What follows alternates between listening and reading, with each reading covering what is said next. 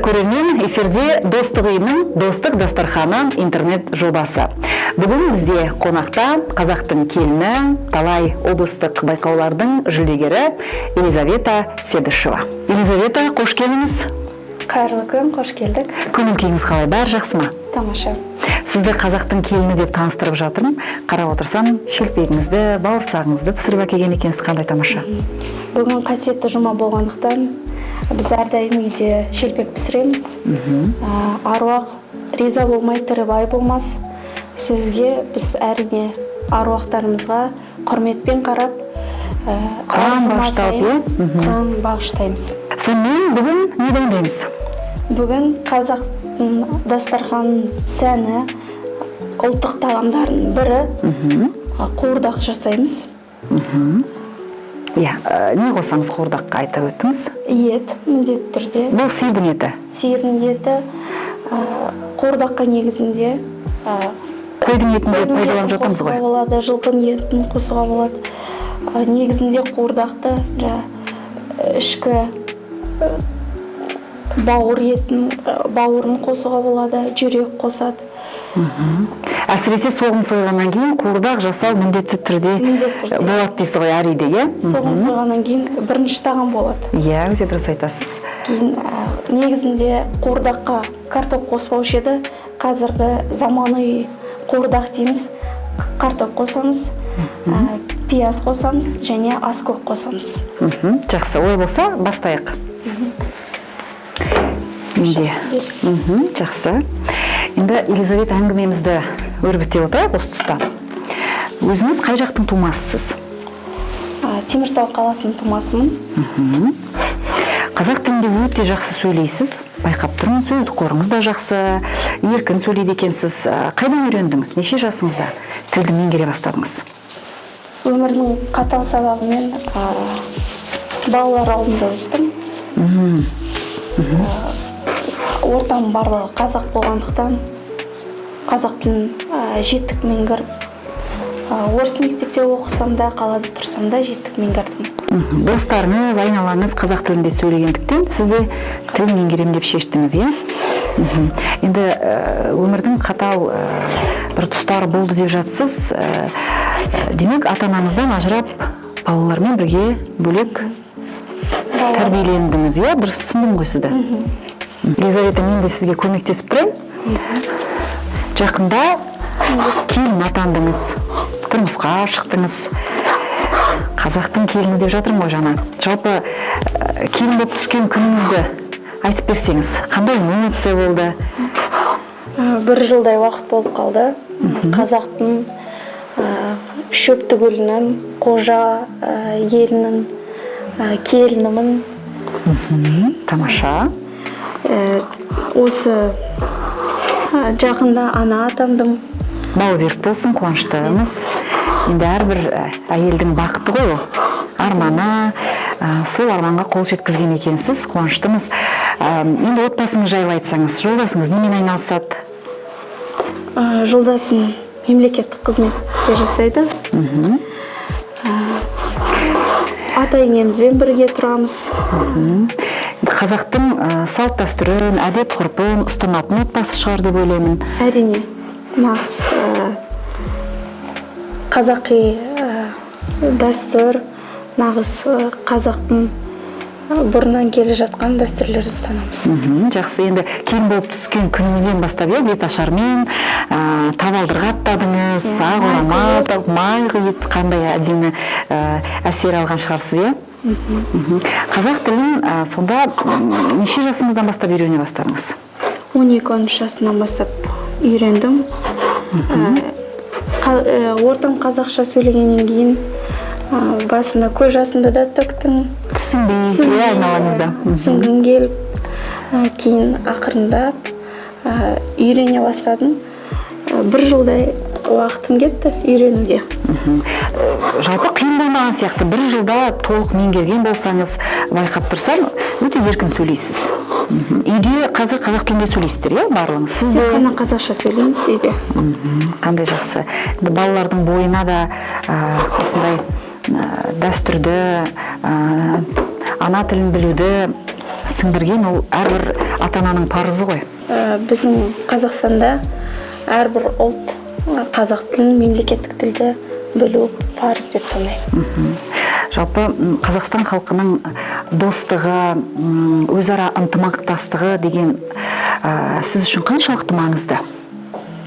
Мен ойымша, бұл біздің мемлекетіміздің байлығы деп санаймын, құндылықтардың бірі деп есептеймін. 100-ден астам әр ұлт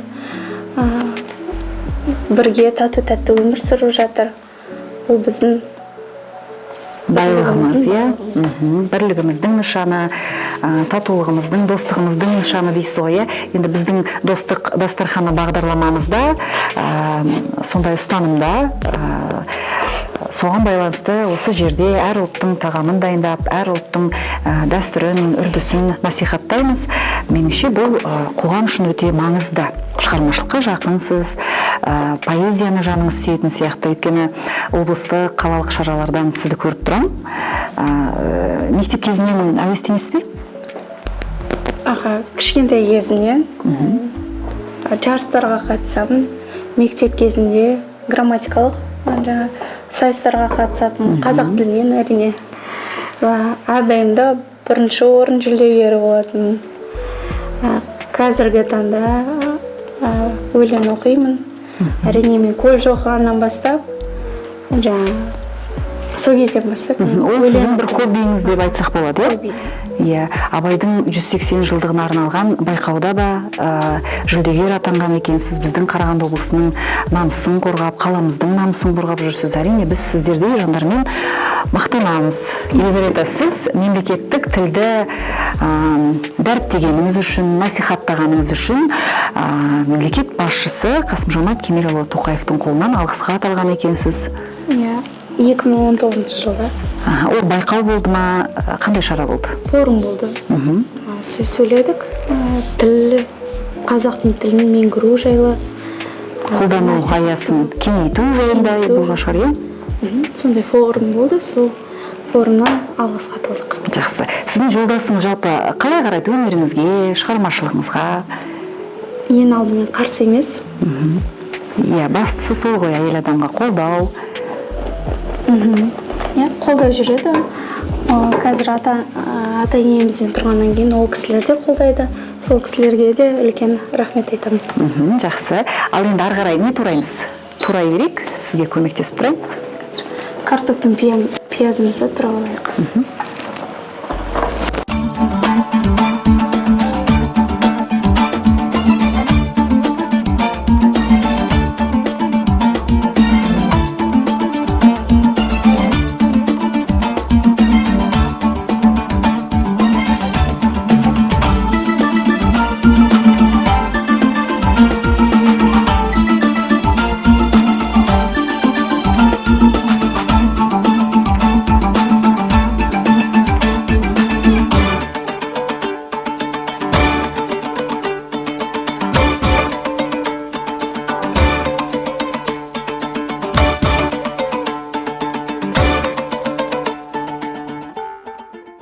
Елизавета, республикалық байқаулармен қатар достық үйінің үлкен мәдени шараларына қатысып тұрасыз. Сізді үнемі көреміз, сіздермен мақтанамыз.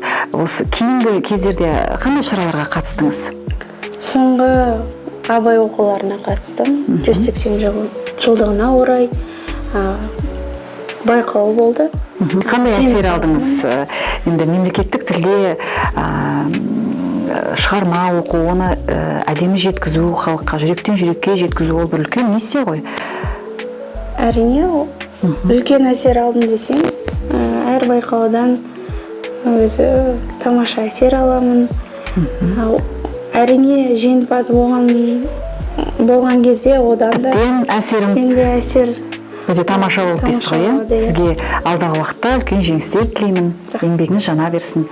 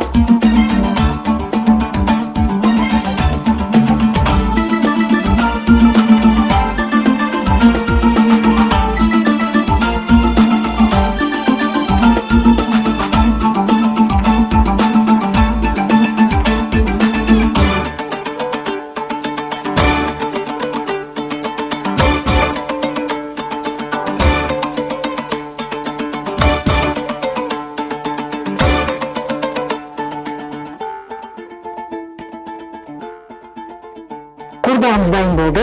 Енді дәмін көруге болатын шығар, е?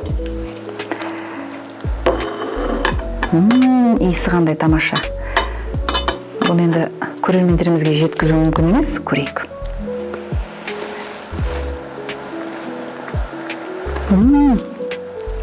Елизавета, бүгінгі бағдарламамызды Абайдың қара сөзінен үзіндімен аяқтасақ, өзіңіздің орындауыңызда.